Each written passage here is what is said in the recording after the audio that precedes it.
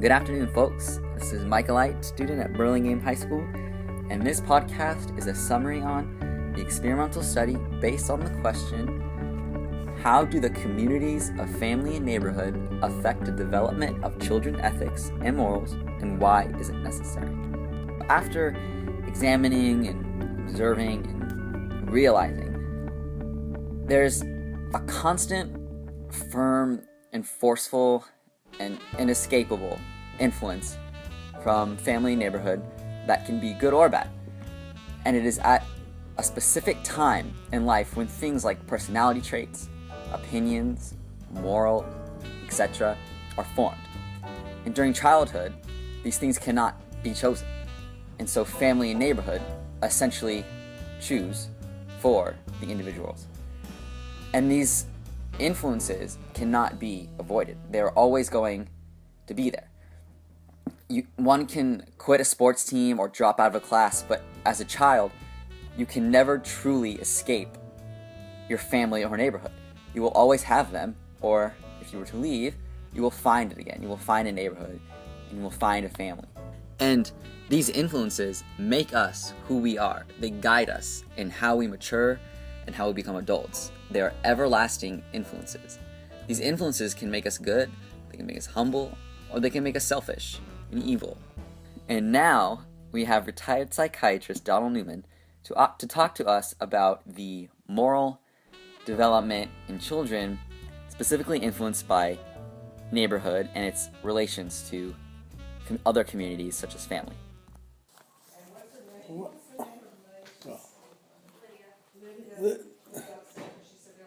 Ethics and morality are not just things you verbalize, they're things you see.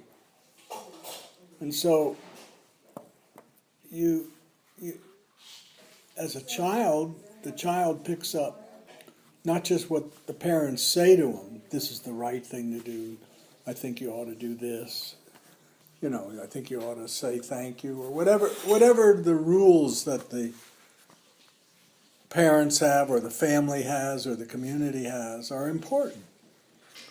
But the living example may be far more important. What you don't say, what they observe, how the child sees the parent treat his children or her children, how the parent treats his spouse or her spouse, how they treat relatives, how they treat friends, how they treat neighbors, how they treat strangers, how they treat the homeless who ask for help and support. So that our morality comes not just from hearing, but from visualizing and experiencing. So the community becomes incredibly important. If they're fighting all the time, if they're in conflict all the time, if they hurt one another, it has tremendous impact. If they're kind, it has impact. So, it's the experience. And I think much more than reading something in a book or school can reinforce it, but it can't really create it. So its impact in those early years is profound. Okay, so at 14, by that time, you've already seen and experienced and heard and had it reinforced, so that if you see on the team people getting along, you have a model in your head already. If you see that people cheat, if you see people that are unkind, you're already going to have a model that you're going to wonder about, and it'll be in conflict with what you see. So, an experience. So I would say the earlier, the greater the impact.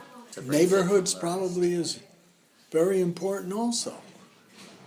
But nothing is, I think, as important as the family. If the family is a force that's there and present and involved. But what happens frequently is, let's say the father's gone, let's say the mother's gone, then the neighborhood will take on real greater impact. Fathers and the mother's busy, then the neighborhood fills in. And that's where the role of gangs come in. And it's really quite sad and really tragic because they don't have any alternative in their mind. They're not invested in school. They haven't seen a father. Their mother is busy or maybe is on drugs.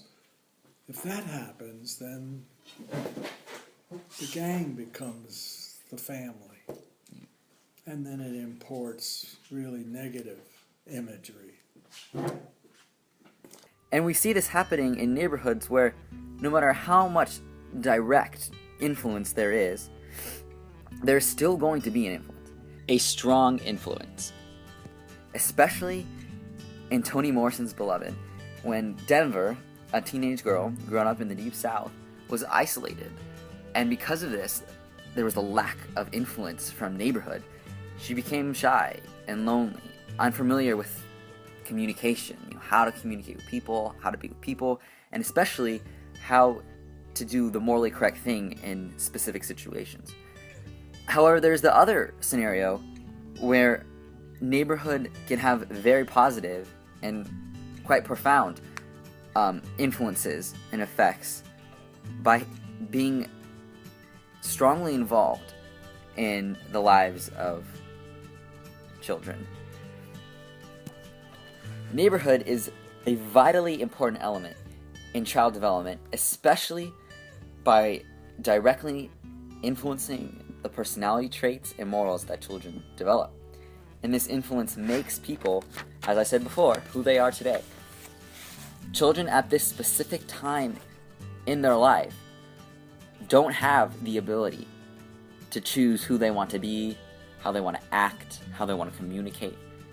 And that's where family and neighborhood step in, and they have a strong and a very firm way of intervening and essentially choosing. And especially in neighborhood, we have a wide variety of communication, which is a very important skill which leads to children having respect for those around them. And especially in neighborhood, there's those of all ages.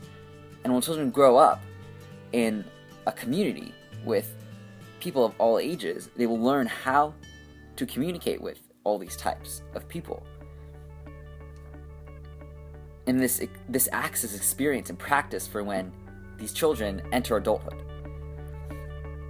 There are numerous studies that show how powerful and important neighborhood is in the moral development of children. As we said, it could be positive or could be devastating and deadly. But in the end, it shapes us and it shapes our future. Second to family, it is the most important community in the lives of children. This is Michael Light, and I hope you enjoyed this podcast.